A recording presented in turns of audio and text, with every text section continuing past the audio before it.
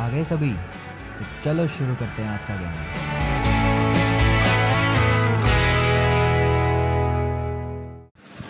Hello students, welcome to another video of online classes at home.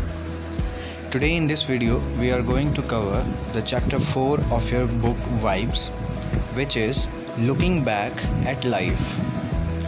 So this chapter is basically a biography of a very famous writer, Ruskin Bond, and he talks about the days of his childhood, and he also talks about the description of various things going on around him. So before making any other speculations about the chapter, let us dive into the chapter by reading what actually happens in it. Okay students, so let's start. My tiny Barsati opened onto the flat concrete of the building. There was no other construction on the roof, and a flight of stone steps ran up to it on the outside of the building, so it was quite private. So the writer here refers to his tiny Barsati, which can be said as his tiny space or his tiny room that was on the flat concrete of the building, and it was on the top of the building. And he also says that it was a very quite private space. I lived more or less independent of my family. I saw them 2 or 3 times a day when I went down for my meals. My steps were steep and people seldom came up to see me, the exceptions being the boys of the neighborhood, Somi, Haripal, Krishna and Ranbir being the friendliest of them. So he also tells about that he was a kind of very private person and he lived almost independently. Besides, he went for meals 2 or 3 times a day. Only then he got to meet his family and see them. But for exceptions, some of the boys of the neighborhood like Somi, Haripal, Krishna and Ranbir were very frequent visitors, and they visited the writer very frequently. But they came later. In the beginning there were only the women who came to sweep the room, and several visitors who were not of the humankind. So writer says that these boys were the ones who came later in his life, but before them there was a woman who came to sweep the room, and also there were some visitors which were not of the humankind.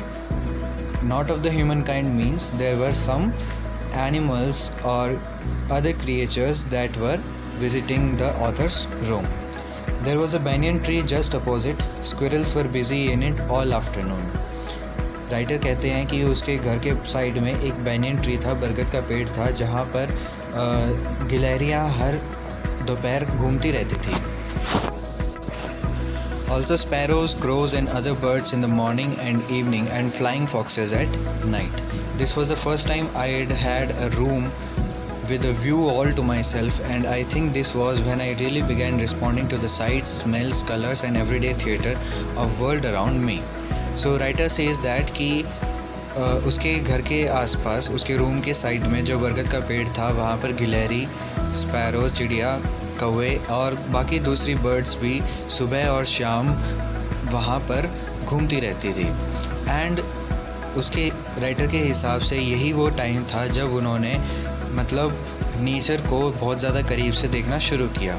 Because we all know that Ruskin Bond is a very famous writer, and he almost writes about the nature around him, and he tries to explain everything about the things. So हमें अब ये पता चल रहा है, जैसा ही writer ने बताया, कि उस टाइम वो टाइम ऐसा था जब he started responding to all the sights, smells, colors and everyday theatre of the world around him. तो वो जो कमरा था उनका, उसी कमरे से सारी जो व्यू थी वो राइटर देख सकते थे. A broad path ran beside the building which wasn't very busy, but the activity on it was always interesting. A boxwala with a tin trunk on his head selling everything from bread and biscuits from the bakeries to hair oil, safety pin and elastic for pajamas, and Aya with a baby in a pram the rent collector with the teeth and nostrils of a horse, the postman on his brand new Atlas bicycle, the fruit seller calling his wares in high-pitched, rather eccentric cries, a line of schoolgirls with red ribbons in their pigtails. तो writer कहते हैं कि उनके building के side में जो रास्ता था वो वैसे तो काफ़ी ज़्यादा शांत रहता था, लेकिन स्टिल वहाँ पर काफ़ी सारे लोग ऐसे थे जो वहाँ से जाते थे, and he use to describe them in different ways. एक बॉक्स वाला था जिसके सिर पर हमेशा एक बॉक्स रहता था जिसके अंदर काफ़ी सारी चीज़ें होती थी, ब्रेड, बिस्किट्स, बेकरी की सामान से लेकर और हेयर ऑयल, सेफ्टी पिन और यहाँ तक कि पजामे के लिए इलास्टिक तक भी। एक और इंसान को देखता था वो, जिसे वो आया कहता था, उसके साथ एक छोटा सा बच्चा होता था प्रैम में। रेंट कलेक्टर जो किराया वसूल करता है, उसके बाद एक पोस्टमैन अपनी नई एटलस बाइसिकल पर, उसके बाद एक फ्रूट सेलर जो बहुत ही ऊंची आवाज़ में और बड़े अच्छे तरीके से अपने फ्रूट्स को बेचने की कोशिश करता था, और साथ ही साथ स्कूल जाती हुई लड़कियों की एक लाइन थी जो अपने बालों में रेड रिबन लगाए हुए थी। When it rained, there was greater activity. At first rumblings, women would rush outside to bring in the washing, and if there was a strong breeze, to chase a few garments across a compound. When the rain came, it came with a vengeance, making a muddy river of the path. A cyclist would come riding furiously down the path, and elderly gentleman would be having difficulty with a large umbrella. Naked children would be frisking about in the downpour. So उसी रास्ते पर एक अलग season के बारे में writer हमें बताते हैं कि जब वहाँ पर बारिश होती थी तो वहाँ पर काफ़ी ज़्यादा एक्टिविटी होती थी। वैसे वो रोड काफ़ी शांत था, लेकिन बारिश होते ही वहाँ पर एक्टिविटी बढ़ जाती थी। शुरुआत जब होती थी बारिश की तो राइटर बोलते हैं कि वहाँ पर जितनी भी औरतें होती थी वो बाहर भागती थी, जो सूखे हुए कपड़े थे उनको अंदर लाने के लिए, और जैसे ही जो बारिश है वो तेज़ होती थी तो उनके बारिश के साथ साथ जब हवा भी तेज़ होती थी तो जो कपड़े हैं वो कई बार उड़ भी जाते थे, तो उनको पकड़ने के लिए भी भागते थे। जब बारिश आती थी तो इस तरीके से आती थी जैसे वो बदला लेना चाहती है, और इतनी ज़ोर से आती थी कि जो रास्ता था वो एक मडी रिवर के अंदर कन्वर्ट हो जाता था। मडी रिवर मीन्स एक ऐसा रास्ता, एक ऐसी नदी जिसके अंदर सिर्फ कीचड़ ही कीचड़ हो, जिसके अंदर सिर्फ रेत ही रेत हो। उसके बाद he says that a cyclist would come riding furiously down the path and elderly gentleman would be having difficulty with large umbrella. एक साइकिलिस्ट के बारे में बताता है जो अपने घर जाने के लिए जल्दी जल्दी अपनी साइकिल को बहुत तेज़ी से चलाता हुआ जाता था। साथ ही एक बुज़ुर्ग आदमी था जो अपने बहुत ही बड़े छाते से उसको संभालने में उसको दिक्कत होती थी, और साथ ही उनके कुछ नेकेड चिल्ड्रन होते थे और वो बारिश में नहाने के लिए बाहर निकले होते थे। I had a window and 2 doors. One door was at the top of a flight of 22 steps by which I entered the room. And by odd coincidence, my present abode, AV Cottage, also has 22 steps leading up to the front. So writer बोलते हैं कि वहाँ पर एक window थी और 2 दरवाजे थे। एक दरवाज़ा जो था वो 22 स्टेप्स के बाद खुलता था, मतलब उसके नीचे की तरफ 22 सीढ़ियाँ थी। और राइटर ये भी कहते हैं कि अभी जो उनका प्रेजेंट घर है जो कि ईवी कॉटेज में था, जिसमें वो बाद में रहने लगे थे बड़े होने के बाद, तो वहाँ पर भी 22 स्टेप्स का ही एक स्टेयरकेस है, जो कि एक काफ़ी अच्छा इत्तेफाक था। Another door opened onto the flat cemented roof of the building. It was hot by the end of April, and as I had no fun, I kept the doors and windows open day and night to let in whatever breeze might be coming down from the hills. Sometimes it was the hot wind from Delhi, but occasionally the wind came off the Tibetan plateau and the distant snows to provide a little relief from the soaring temperature. So जो दूसरा दरवाज़ा है उसके बारे में writer बताते हैं, और ये भी बताते हैं कि जब अप्रैल में गर्मी हो जाती थी और उनके पास पंखा भी नहीं था, सो वो दरवाज़ों को और विंडोज़ को सारे दिन और रात ओपन रखते थे ताकि जो पहाड़ियाँ हैं वहाँ से उनके घर के बाजू में बगल में थोड़ी दूर पर कुछ पहाड़ियाँ थी, तो वहाँ से पहाड़ियों से जो ठंडी हवा आती थी वो उनके कमरे में डायरेक्ट एंटर होती थी। लेकिन कई बार क्या होता था कि गर्म हवा भी, जिसको हम लू बोल देते हैं, वो भी दिल्ली की तरफ से आती थी।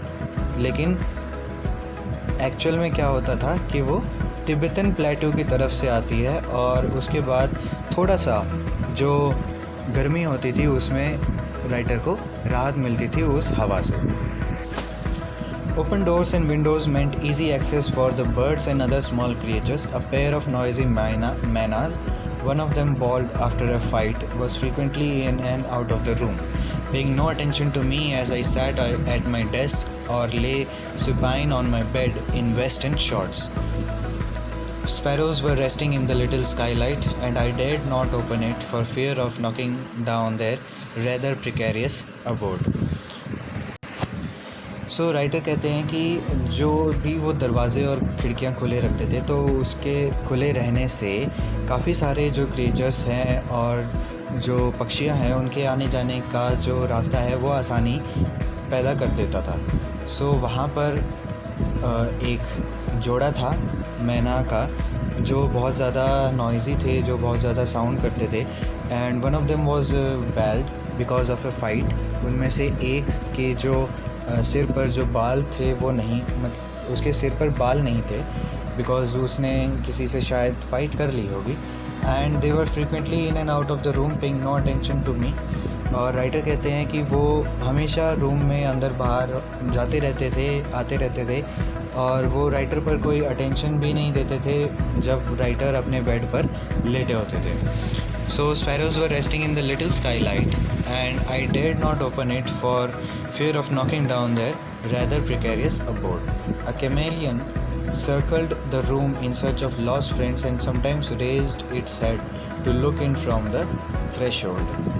So स्पैरोज़ जितनी भी थी वहाँ पर, चिड़िया थी, वो सभी वहाँ पर आसपास घूमती रहती थी, और जो राइटर है वो भी उस डोर को हिलाने की कोशिश नहीं करते थे, बंद या खोलने की कोशिश नहीं करते थे, क्योंकि हो सकता था कि उस वजह से उनका जो बहुत ही प्रेशियस अबोर्ड है, अबोर्ड मीन्स उनका जो प्रेशियस घर है, जो बहुमूल्य घर है, वो शायद कहीं ख़राब ना हो जाए। और साथ ही साथ राइटर एक कैमेलियन के बारे में भी बात करते हैं जो उनके रूम में हमेशा कहीं ना कहीं घूमता रहता है, और शायद वो अपने किसी खोए हुए दोस्त को तलाशता है।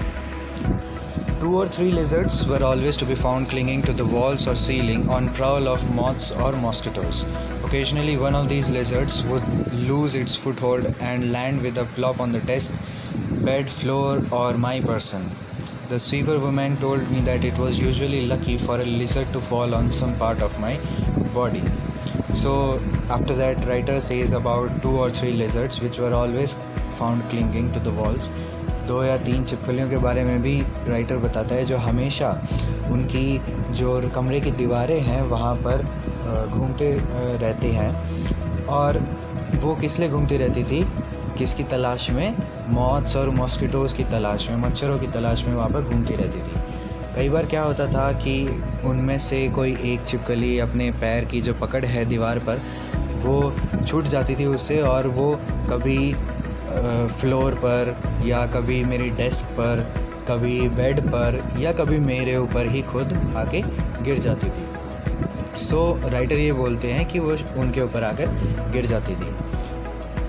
तो उस टाइम जो स्वीपर वुमेन है, स्वीपर वुमेन मीन्स जो वहाँ पर पोछा लगाने के लिए आती हैं, साफ़ सफाई करने के लिए आती थी राइटर के कमरे में, वो बोलती थी कि कभी कभी छिपकली का अपने बॉडी के किसी पार्ट पर गिरना भी शगुन माना जाता है, it is a very good luck. So writer says that lucky for the lizard और मी, I asked. For you, of course, and she elaborated by telling me that if the lizard fell on my tummy, I would become fat and greedy.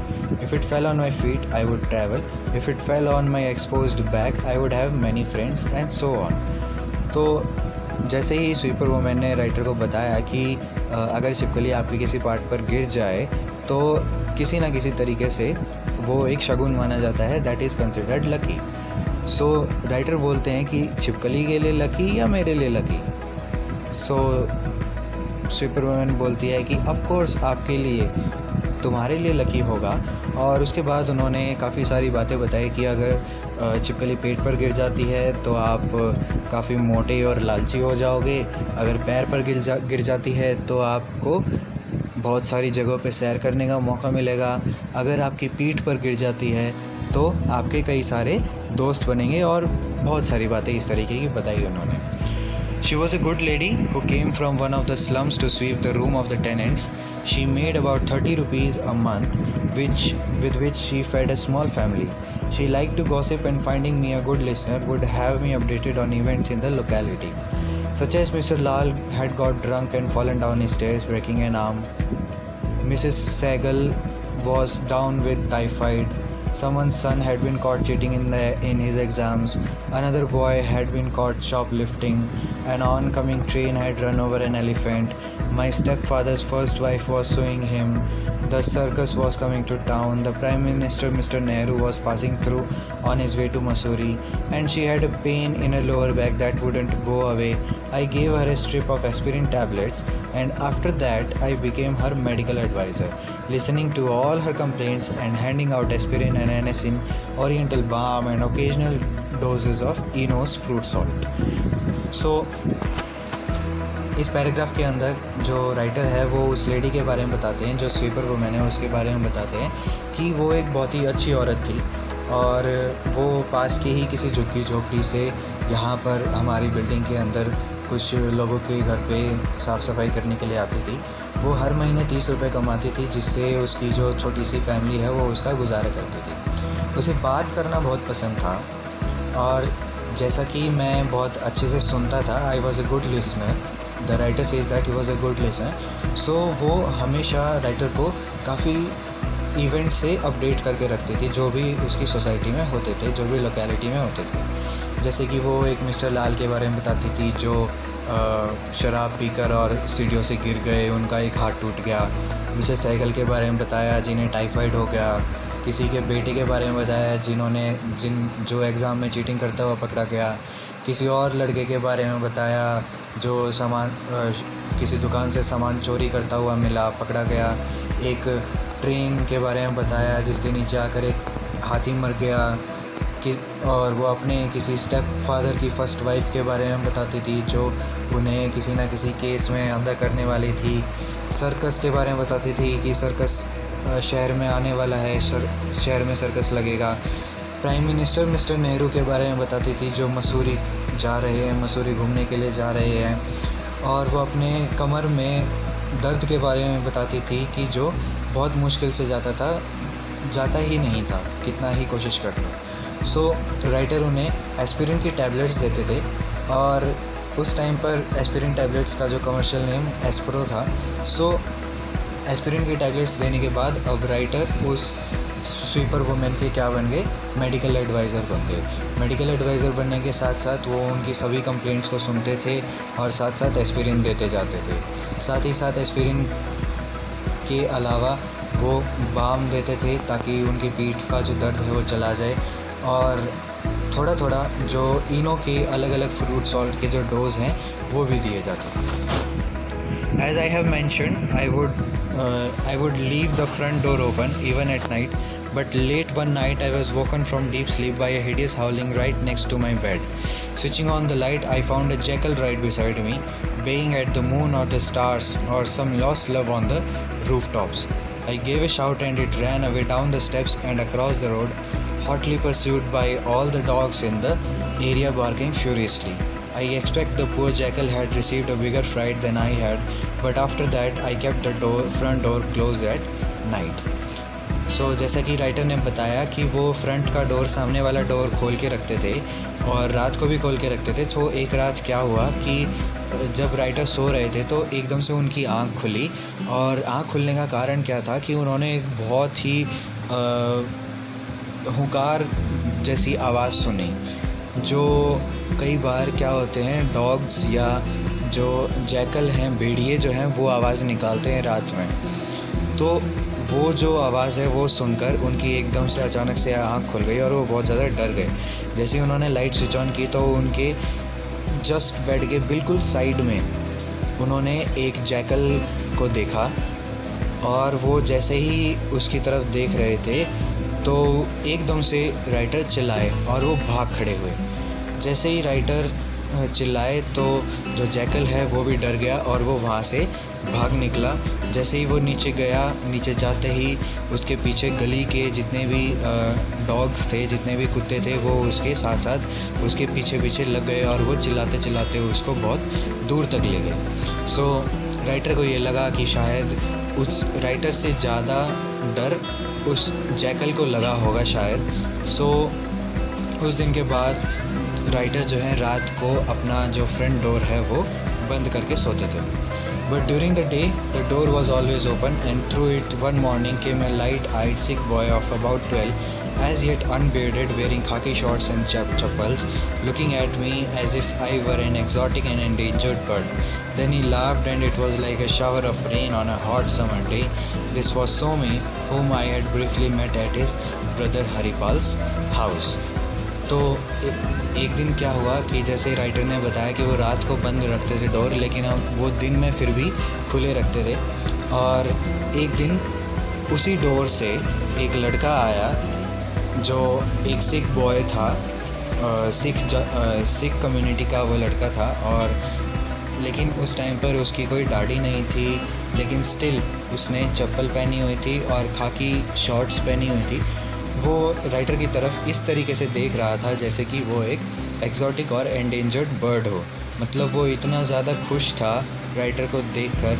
और उसी time पर एक blank stair था उसकी आंखों में कि वो राइटर को इस तरीके से देख रहा था जैसे कि वो एक लुप्त एक ऐसी प्रजाति का पक्षी है जो लुप्त होने वाला है। और उसके बाद वो एकदम से हंस पड़ा और जैसे ही वो हंसा तो राइटर को ऐसा लगा कि जैसे गर्मी की भरी दोपहरी में एकदम से बारिश हो गई हो। राइटर बताते हैं कि उस लड़के का नाम सोमी था।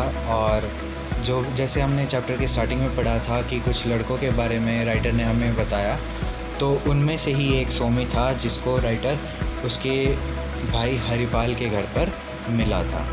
So this was the brief account of what the writer's biography is, and he mainly described the non-human creatures which were around his room and which wandered around his room, and he was very excited to have those creatures, and he always noticed how beautiful they were and how exciting their activities were.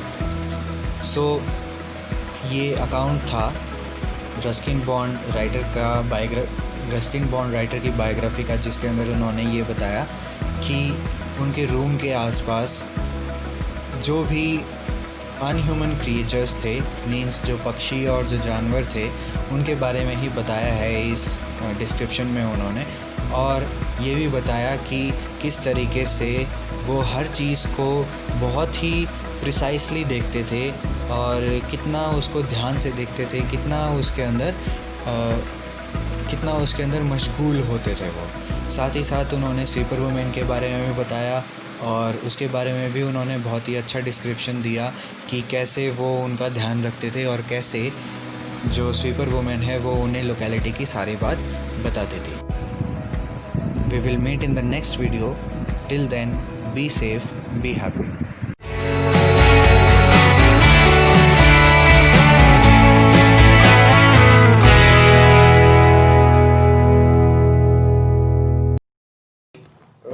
Okay, Bharat Mata की जय। चलो।